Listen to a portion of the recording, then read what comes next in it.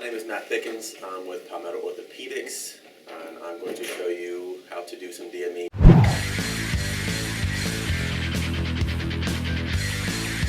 Shoulder surgery, scopes, maybe total, might come out in what we call the Ultra Sling. So it's an abduction pillow. So what we're going to do is set up for the left side right now. It is reversible. So you can flip it around for the right side. So it's got your abduction pillow, and it's got a belt.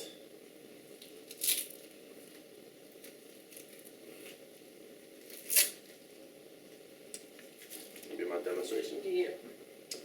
So this will be on your right side now. No, you're fine.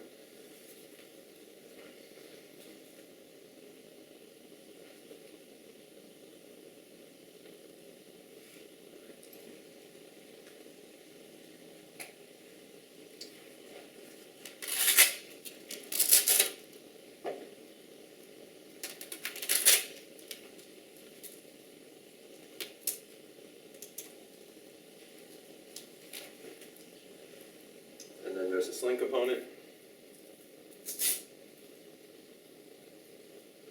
Make sure, a lot of patients will complain about the strap, so make sure you do get the pad around the neck. Sometimes they'll come in with a washcloth, also wrapped around there. The Velcro strap will go back around and connect for your slack.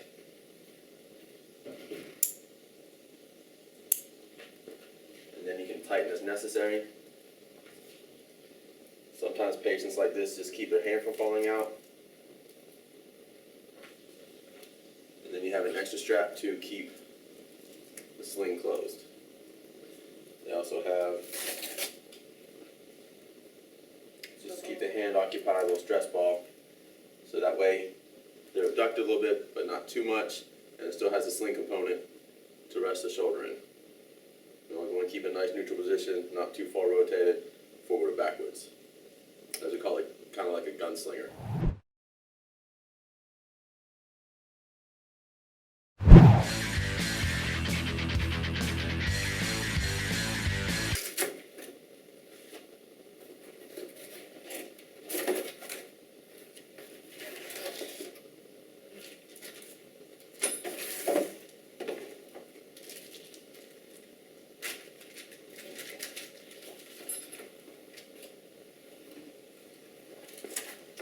It says do not remove until after you place the hip, because if you have to take this off, you will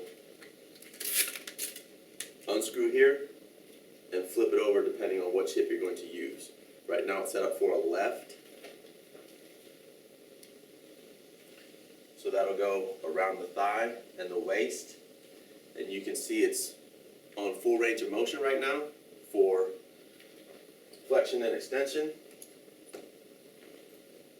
There's little teeth right there and two little knobs. So if you want to set it to 60 and 20, once you have these two little knobs set, take the smaller Allen wrench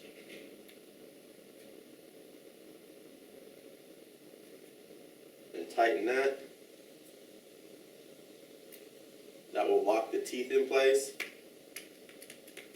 Now it's restricted range of motion.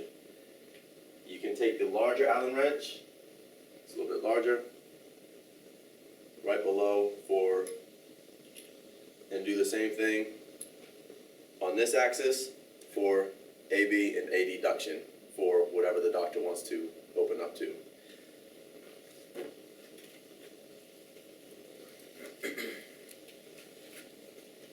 You may have to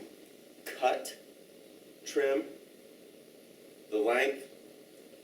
So once you unvelcro this to get the belt size, if you cut it on 90 over here, you want to cut it on 90 over here. Obviously it's going to be a little big. I'm not going to cut it yet because I don't know who this is going on. So then once we size her up, she has, hold that, and hold this one.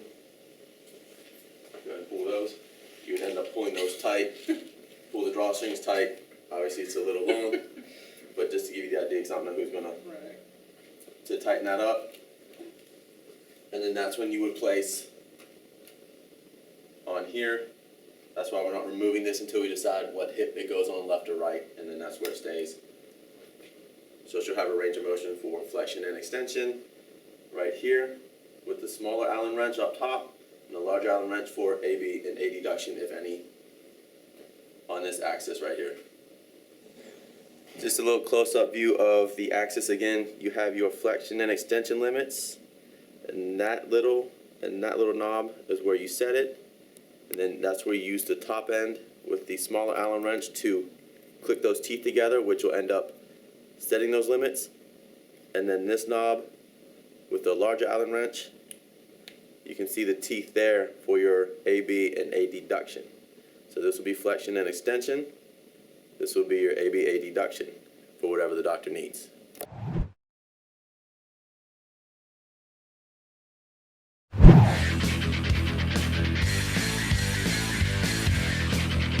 Simple sling. Do y'all know how to put this on? Have we seen a sling for shoulders? Show us. You guys do clavicles? Come here, Skinny. Obviously don't eat.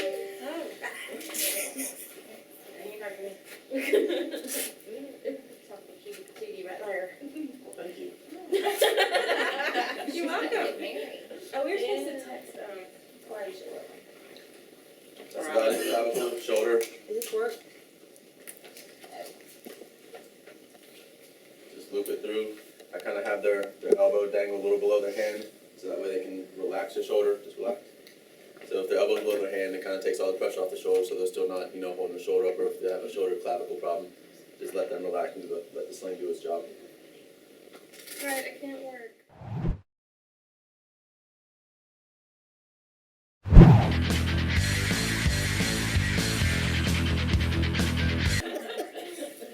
Cockup wrist brace. Cockup. There's that word, y'all. Cockup. Carpal tunnel, something like that. All the Velcro is pretty self-explanatory. Then just go ahead and strap up, tighten the comfort for the patient.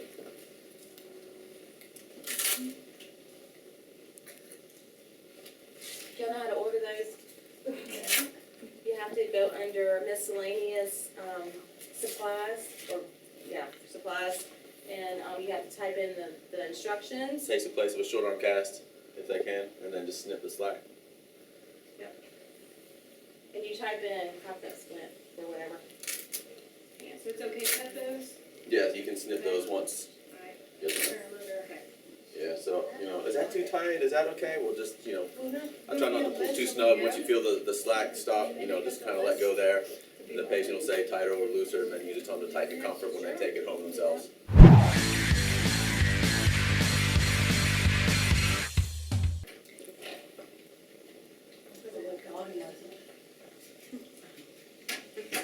And then again, you can cut the slack. You can tighten the top, or at least the IP free, so they can still use it.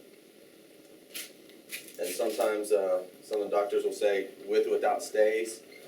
There's 3 little slots here that have metal stays in them, which give you the mobilization. So there's a solid one underneath. You can take that out. There's a little bit of a flimsy one. And then, or they can just take them all out of all 3 slots and just use it kind of compression, just as a little sleeve, kind of like a wrist wrap or a thumb wrap.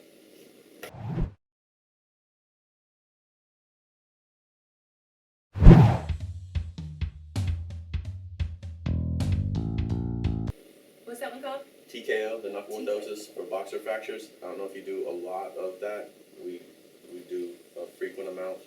So it takes the place of an ulnar gutter, cast, or splint. So once it's time to get that off, it's a little cumbersome. So I just tend to get it started on the wrist, through the palm, and then depending on how many fingers, 3, 4, and 5, or just 4 and 5.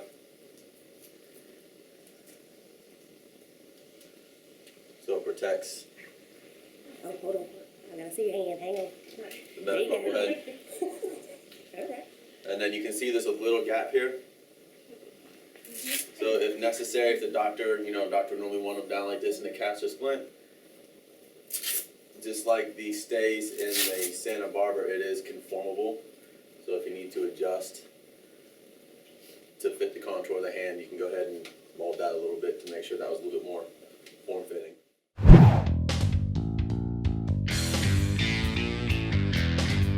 Just an ankle brace, laces.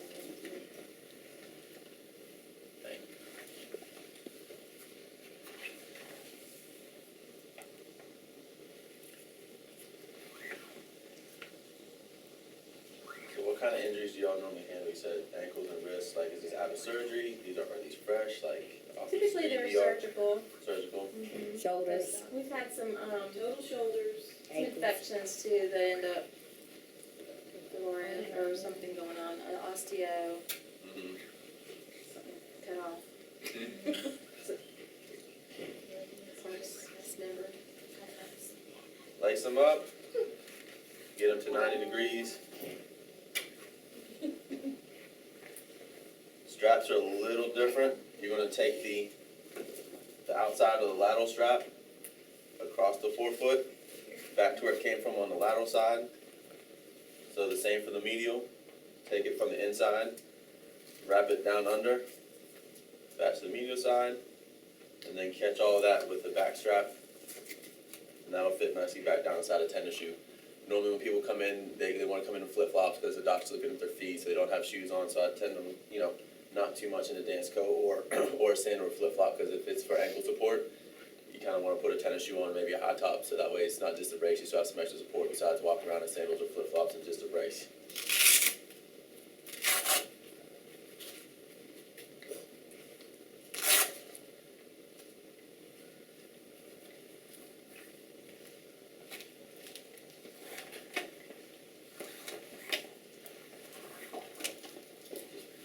Go ahead and cup your hand up to your knee and you can move model too.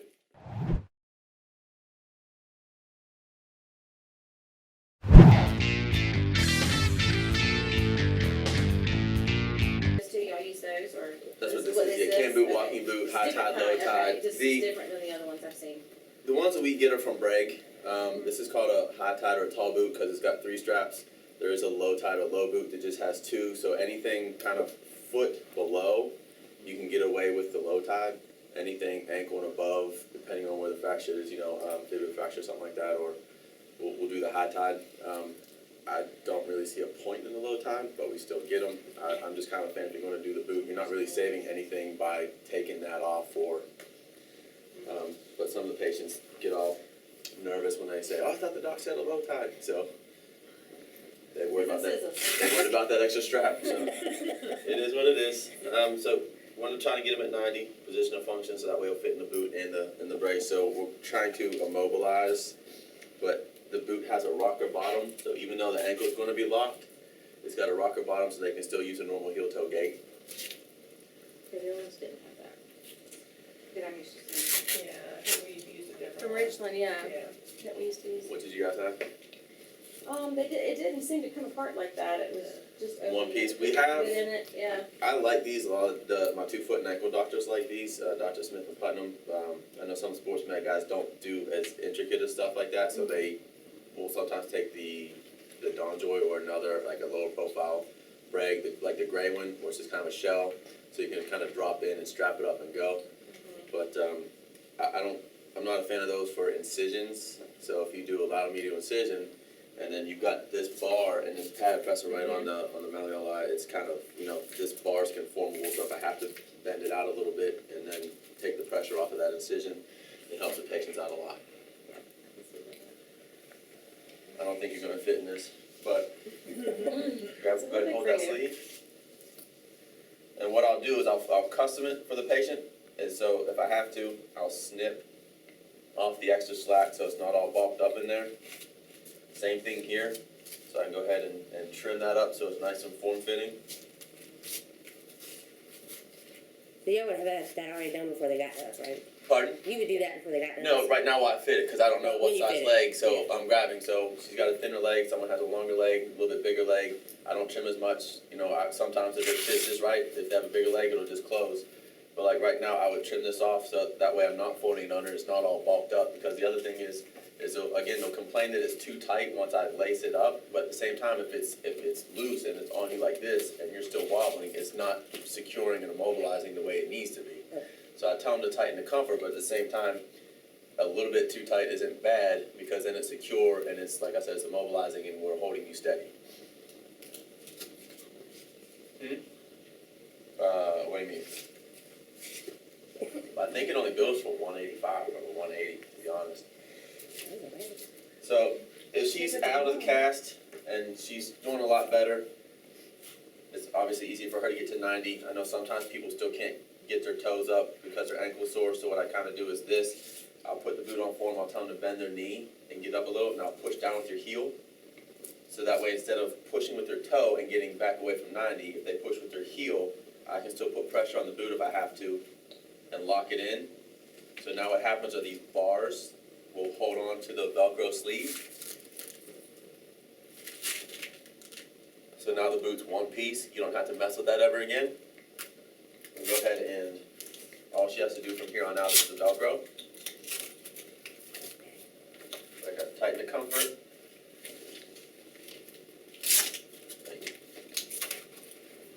If we had a patient come in and had one of these ordered, we would contact you to come fit them? Somebody Or will come would down, they right? have already been done? I'm just. Are you talking about over here? Yeah. You don't have anybody over here to do that? I mean, I think typically we're calling like brace and boot or, Somebody would call somebody. yeah, Mhm. so, I mean, if it's. To fit a boot, do you have to pay for that? I mean, I I don't know don't think how we to- have them downstairs in supply. I mean, I we've don't know, ordered. because it's not come up yet for us to come over here, but I mean, I don't see why we couldn't, but I don't see why you want to pay for brace and boot to fit a boot when I already work for you guys. That would be my question. So- But the last time I ordered a can boot, it was the other kind. Uh-huh. They're not hard to do. No. You just need to make sure that the heel's in and. Yeah, right and that's, angle. like she just made a point, make sure the heel's down. So what I'll do is if they're having trouble, and I know it's a patient I've struggled to kind of get the heel all the way down, just reach your finger here and make sure that the heel is actually down on the boot, because if not, and they try to walk, it's gonna feel like a big sloppy shoe, and they're gonna be moving around and slopping around, and we're gonna have to fix it later anyway. So then you go ahead and tighten up. So what I show the patient is, now all you have to do when you come out is unstrap everything,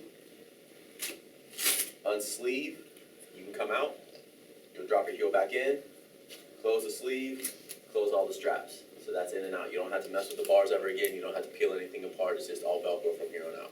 Don't peel anything apart. Note. Note to self. Do you want to remember the bracelets?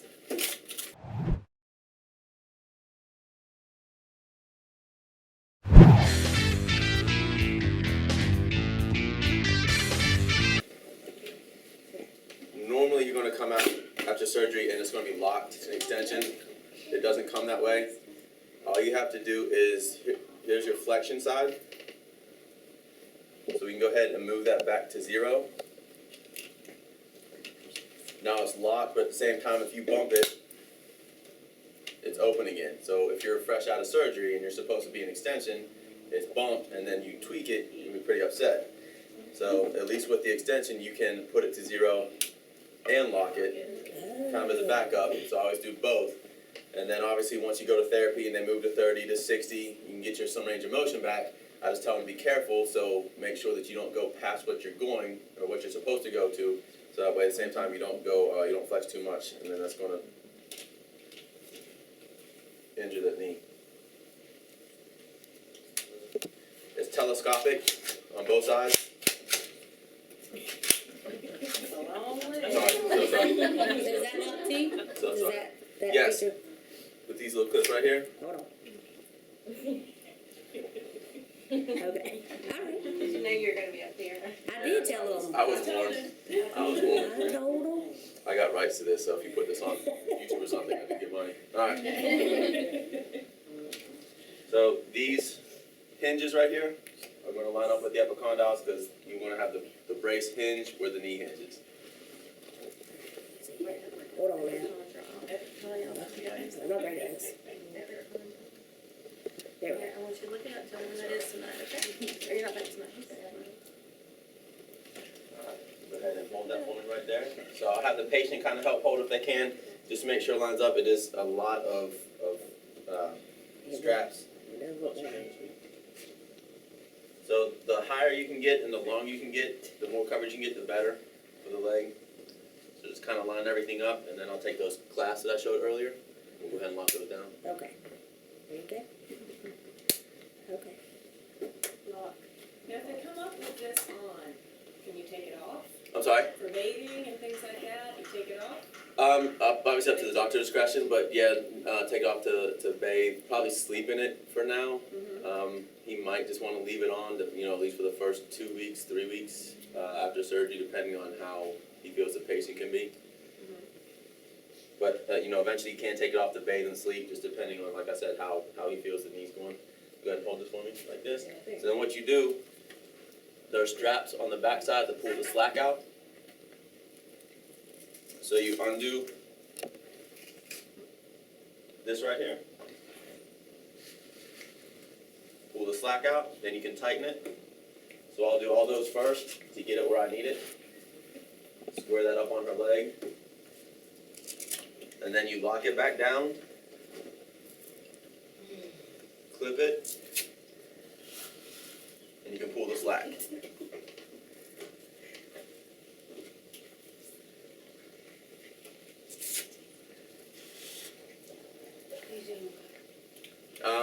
I'll cut the top two because the quad is bigger than the calf. So you can actually snip here because this strap will come off. It is adjustable. Okay. So that way you don't have to take this and wrap it all the way around the leg. But at the same time, a lot of people get trigger happy down here. So you can see on the quad you have enough, and also be careful on the first calf and on the distal quad, because that's where the incision is. That's what's sore. So be careful how tight you pull it. It's kind of double-edged sword, because at the same time, if you don't pull it tight enough, the patient's playing a lot of tug of war. Plus the swelling goes down. They come out with a bandage post-op. So you're going to start with a brace like this. Then the patient's going to eventually have to tighten and tighten and tighten and tighten and tighten. And I tell them to wear it as close to the skin as possible. You wear it over some running pants like this or some jeans or something, then they're walking, they're constantly trying to drag it up, but then at the same time, like I said, you don't want to pull it too tight. With these, the way I said, don't cut too soon. People like to cut. You can see down here, you don't have as much room to go ahead and take this. Once this strap is off, you don't give yourself much room to tighten if you end up cutting it too short. So what I'll do is I'll at least cut it so you don't have to go all the way around the leg, but so that it ends right here is as short as we can make it. And then again, your flexion dial, your lock, and your extension dial.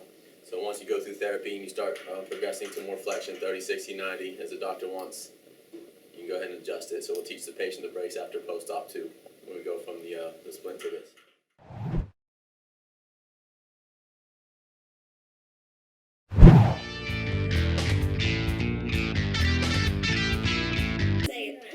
If you need to order special DME that you don't find in the computer, then you go under miscellaneous supply and order and put it in the comments or the instructions of what you want, and they will get it from another campus and bring it here. Thank you.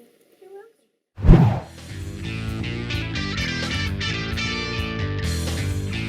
Okay, so the question is about shoulder precautions and what to do and what not to do. Usually, you don't want to do any active range of motion by the patient, so that means you should be moving their arm all the time. You don't want them to actively turn in too far, so that's internal rotation, but most of the time they say no external rotation past neutral. So neutral is straight out in front. You don't want to externally rotate past that. You don't want to abduct, okay, so that's a no-no. So if you have to help them position, just let them keep their arm loose and you can go up just a little bit in front, because most of the time we're doing that with them in therapy anyways. That's it.